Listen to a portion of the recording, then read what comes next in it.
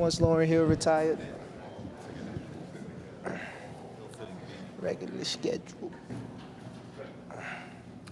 D'Angelo, what did you think the difference was in this game where it went a lot like the first three games? You guys build a lead. Denver starts to come back tonight. They didn't get over the hump at any point. Where did you see that shift?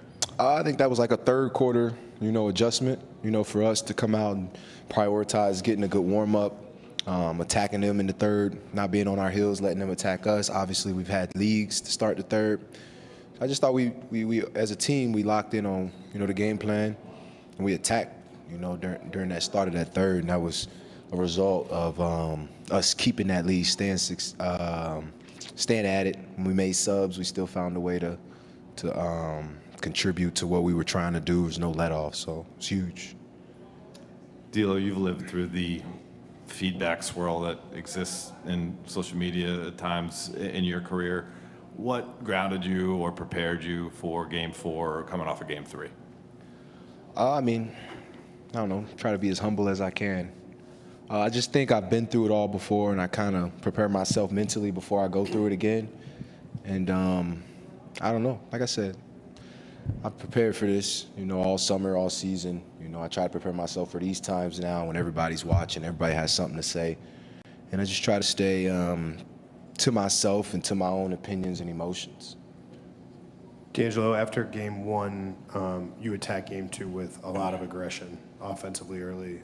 It felt like tonight, like it was a little bit more of a feel-out from you while being aggressive but not forcing it. How important was it for you to try to, while wanting to obviously play better than in Game 3, but to still play, I guess, quote-unquote, the right way?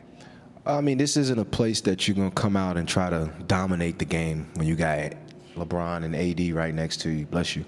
So for me to come out Game 3, not score, and then come out and just be ultra aggressive and try to do all that extra stuff, that's not really me, and I know that's what people were expecting me to do. So it made it easier for me to prepare my mind for that approach, and it was let the game come to me, be aggressive, and it was simple as that. And we looked up, everybody was aggressive, everybody was pitching in. AR was huge, Bron and AD continued. Torian Prince was huge, Spence, Gabe, all those guys pitched in, Jackson.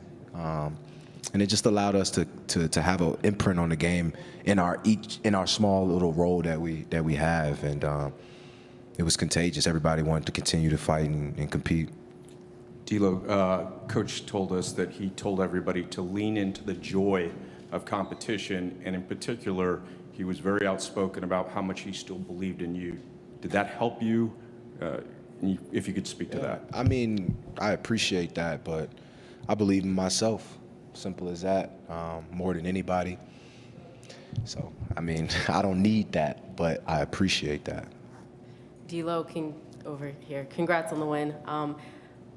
It seemed like there was a great diversity in your shot selection compared to Game 3. Put the ball on the ground. How much did that help you get into rhythm tonight?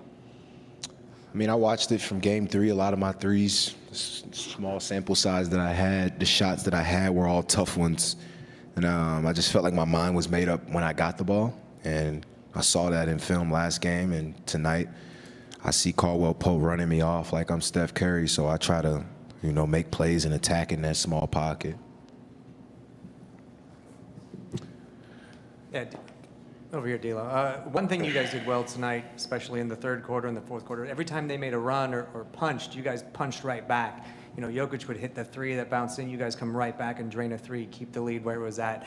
That's something you do extremely well, like score in bunches and squirts like that, especially when you can kind of feel, they might be going on a run and your team needs it. How do you guys control that moving forward or continue that in this series? I think that's what's hurt us in the previous games. We found a way to score, get stops, and then at some point we stop getting good looks. We stop putting the ball in the hole.